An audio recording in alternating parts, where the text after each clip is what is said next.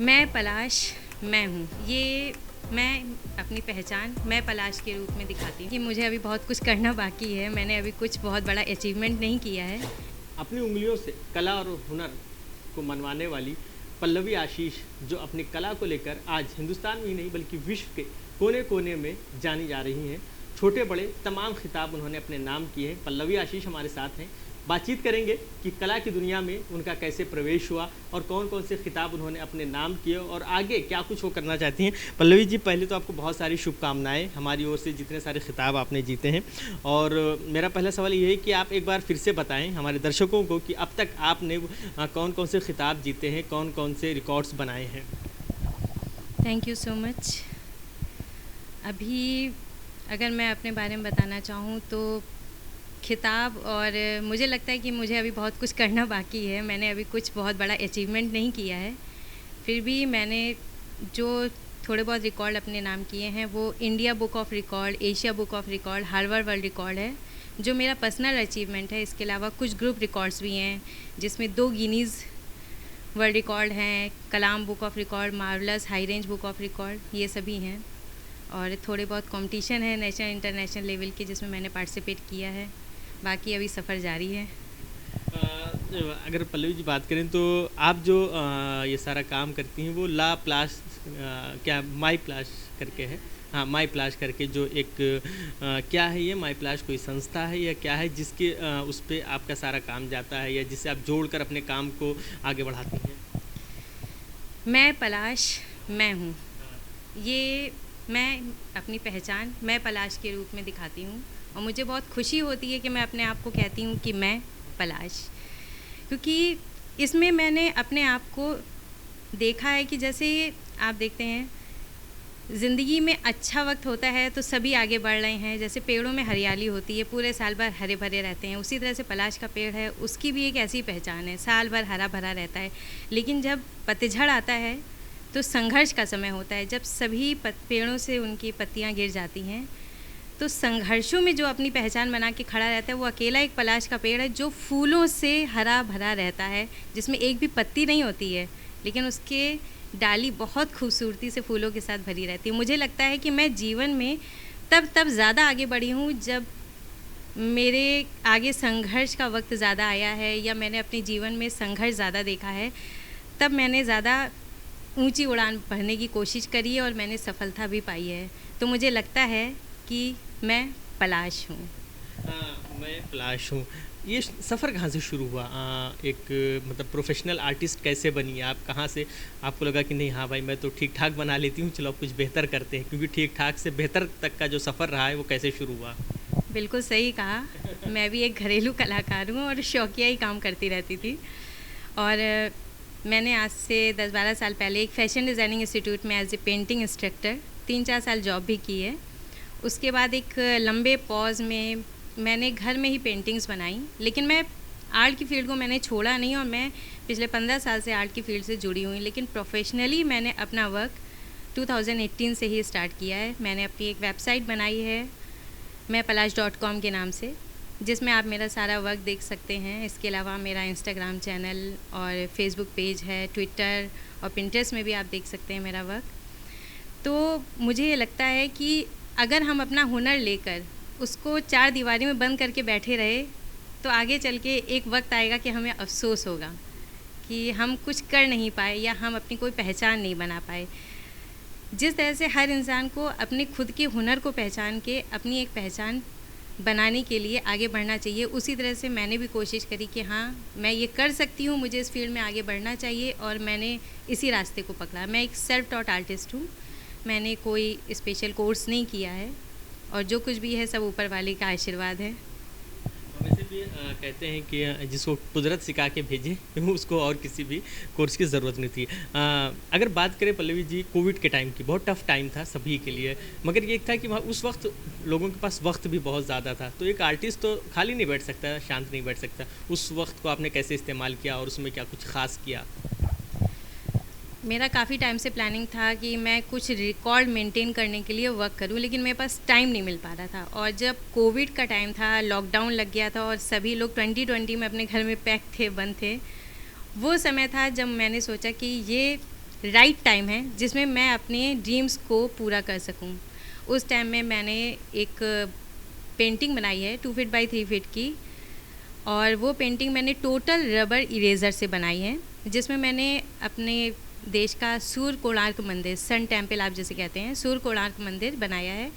और इसी मंदिर के और इसी पेंटिंग के बेस पर मैंने अपना जो तीनों रिकॉर्ड अचीव किए हैं, ये इसी सन टेम्पल के ऊपर मिले हैं मुझे। मैम, जिस तरह से कुछ हमने चित्र देखे जिसमें आपकी बेटी भी आपका सहयोग करती है, तो बेटी का कैसा इंटरेस्ट है और आगे चल के क्या वो भी इसी फील्ड में आगे आएगी? मेरी बेटी को ड्राइंग, पेंटिंग और क्राफ्ट इन सभी चीज़ों का बहुत शौक़ है, और उसने अपने शौक़ में ये लॉकडाउन के टाइम में अपना यूट्यूब चैनल भी स्टार्ट किया था। और उसको क्राफ्ट में ज़्यादा शौक़ है, थोड़ा बहुत पेंटिंग बनाती है लेकिन उसको ज़्यादा इंटरेस्ट क्राफ्ट में है। और अभी तो उसकी स्टडी चल रही है, अभी उसके लाइफ में उसको किस रास्ते पे जाना है उसके लिए काफ़ी वक्त है सोचने के लिए। लेकिन हाँ, वो जिस किसी भी फील्ड में जाना चाहेगी मैं उसका फुल सपोर्ट करूँगी। हाँ, उसको पेंटिंग का इंटरेस्ट है और मैं काफ़ी चीज़ों में उससे एडवाइस लेती हूँ, और बहुत समझदार है, मुझे बहुत सपोर्ट मिलता है मेरी डॉटर से। मैम, अगर बात करें एक प्रोफेशनल आर्टिस्ट की, तो यहाँ पे एक जब स्टार्टिंग में जब आते हैं लोग, कदम रखते हैं, खासकर से अगर कोई बहुत सारे लोग जब फ्यूचर बनाते हैं आर्ट्स की दुनिया में, तो एक फाइनेंस की जब बात आती है, पैसे कमाने की बात आती है, बिजनेस की बात आती है, तो किस तरीके से आप देखती हैं कितना ये सिक्योर है या कितना रिस्की है? और अगर आज का यूथ इसमें आना चाहता है तो वो कैसे अपने भविष्य को बेहतर इसमें बना सकता है? सबसे पहले हमें ये देखना होगा कि हम आर्ट की फील्ड में या किसी भी फील्ड में जुड़े हैं तो किस लिए जुड़े हैं। केवल अपना शौक़ पूरा करने के लिए जुड़े हैं या अर्न करने के लिए? और अगर आप केवल शौक़ पूरा कर रहे हैं तो उसमें फिर आपको सिर्फ देना ही देना है, उसमें आप अर्न करने के बारे में नहीं सोच सकते। लेकिन अगर आपको अर्न करना है तो फिर आपको उसके लिए एक स्पेशलिटी चाहिए। अगर आप किसी भी तरह की फील्ड में हो, चाहे पेंटिंग का बहुत सारा वर्क होता है, जैसे कि ऑयल पेंटिंग, एक्रेलिक है, पोर्ट्रेट, और इसमें आपका वुडन वर्क भी आता है, सेरेमिक वर्क भी आता है, स्केचिंग भी आती है। तो जिस किसी भी फील्ड में आपको एज ए प्रोफेशनल वर्क करना है तो मुझे लगता है आपको उसके बारे में बहुत ही डिटेल में, बहुत ही डीपली जानना चाहिए। उसके बारे में आपको कि मार्केट में किस तरह की डिमांड है और किस तरह से लोगों को काम करके अपना आगे बढ़ने के लिए करना चाहिए, मार्केट में किस तरह से उसका प्रमोशन करना चाहिए, उसके लिए आपको स्टडी करना होगा, तभी आप आगे बढ़ सकते हैं। मैम, अगर आर्ट की बात करें तो बहुत पुरानी कला है, एक प्राचीन कला कही जाती है, क्योंकि अगर हम जब इतिहास पढ़ते हैं तो पुरानी तस्वीरें हमें आर्ट के माध्यम से ही हमारे सामने आती हैं, जब कैमरा वगैरह नहीं था। तो उस आर्ट में और आज के आर्ट में, और उस वक्त के आर्टिस्ट में और आज के आर्टिस्ट में क्या बदलाव देखती हैं आप एक आर्टिस्ट के तौर पे? आर्ट में वेरिएशन तो आज की डेट में बहुत देखने को मिलता है, लेकिन उस समय की कला में जब बहुत ज़्यादा आपके पास टूल नहीं थे, बहुत ज़्यादा आपके पास मेथड नहीं थे, बहुत सिस्टम नहीं था, चाहे आप दीवार पे पत्थरों से उकेरते हों, चाहे आप सेरेमिक से बनाते हों, कुछ भी करते हों, तो उस ज़माने की जो कला है मुझे लगता है वो बहुत खूबसूरत थी, क्योंकि वो जो कल्पनाएं जो दिल से निकलता था, आज भी हम लोग वो चीज़ नहीं कर सकते हैं। मुझे पहले ये आर्ट बहुत ही ज़्यादा आकर्षित करती है अपनी ओर, और मुझे लगता है कि पहले के जो हुनरकार हैं उनमें हुनर था। मैम, हमेशा देखा जाता है कि जब एक आर्टिस्ट कोई आर्ट बनाता है, चाहे वो स्कूल के टाइम पे हो या फिर घर में हो, तो जिनको आर्ट नहीं आती वो देख के एकदम शौक हो जाते हैं, क्योंकि एक कला है, हर किसी को नहीं आता है। अरे ऐसे कैसे बना दिया? तो आप जब बनाते होगे कुछ अलग, कुछ बेहतर, तो कैसा रिस्पॉन्स आता था दोस्तों का या आपके फैमिली वालों का? सबसे पहले तो मेरी मम्मी बहुत ज़्यादा मुझे अप्रिशिएट भी करती थी, और वही मेरी आर्ट को देख के सबसे पहले शौक होती थी। मैं एक जॉइंट फैमिली से जुड़ी हूँ, तो मेरे परिवार में जैसे चाचा ताऊ सभी की फैमिली थी, तो मुझे मेरे परिवार की ओर से काफ़ी अप्रिशिएशन मिला है। लेकिन तब भी मेरे मन में ऐसा कोई विचार नहीं था कि मैं इस फील्ड में आगे कुछ करूं, कोई कोर्स करूं। मैं बस उसको सिर्फ शौकिया ही बनाती थी। लेकिन ये था कि मैं जब भी कुछ बनाती थी, मुझे मेरे परिवार से और मेरे मित्रों से काफ़ी अप्रिशिएशन मिलता था। आगे चल के क्या कुछ बेहतर करने का इरादा है, या वो क्या आप हासिल करना चाहती हैं? क्योंकि हर आर्टिस्ट का एक लक्ष्य होता है, एक टारगेट होता है। आपका क्या टारगेट है? अभी तो मैं बहुत छोटी और लर्नर आर्टिस्ट हूँ। अभी बहुत कुछ सीखना बाकी है, और मुझे लगता है कि मैंने अभी कुछ भी नहीं सीखा है और कुछ भी नहीं पाया है। अभी जीवन में बहुत कुछ करना है, अचीव करना है। फ़िलहाल एक छोटा सा प्रयास है कि मैं अपनी कला को उस स्तर पे ले जाऊं कि मैं अपनी कला को अंतर्राष्ट्रीय स्तर पे एक ऐसा मुकाम हासिल कराना चाहती हूँ जिससे मेरे भारत देश को मुझ पर और मेरी कला के द्वारा गर्व हो।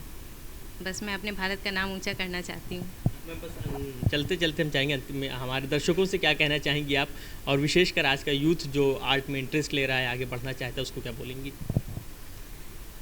जो हमारे यंगस्टर्स हैं जो आर्ट में इंटरेस्ट ले रहे हैं या फिर जिनको किसी भी तरह की आर्ट फील्ड, पेंटिंग फील्ड या डांसिंग, किसी भी तरह की क्रिएटिविटी में इंटरेस्ट है, जो शौकिया अपने घर में कर रहे हैं, मैं उनसे सिर्फ और सिर्फ एक ही बात बोलूँगी, आप उसको अपने घर के अंदर, कहते हैं ना, चौक की चार दीवारी में दबा के ना रखिए। अपने हुनर को पहचानिए, आगे बढ़िए और अपनी पहचान बनाइए। जिस फील्ड में आपको इंटरेस्ट है आप उसकी बहुत डीप स्टडी कीजिए और अपने क्षेत्र में अपनी एक पहचान बनाइए।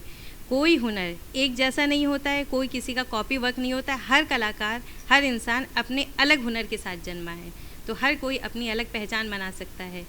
एक मैं पलाश एक ही है और एक कोई और ही होगा। हर किसी की अपनी एक पहचान है। मैं आपके जैसी नहीं हो सकती और आपकी जो पहचान होगी वो आपकी खुद की पहचान होगी। बस मैं यही कहना चाहूँगी। थैंक यू मैम बातचीत करने के लिए।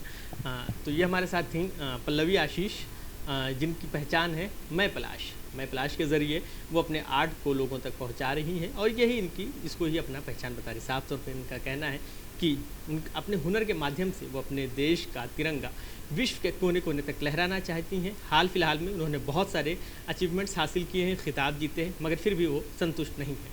वो चाहती हैं हम और बेहतर करें ताकि हमारे शहर का, हमारे राज्य का, हमारे देश का नाम पूरी दुनिया में रोशन हो। कैमरे के पीछे हमारे सहयोगी हैं मानस मेहरोत्रा।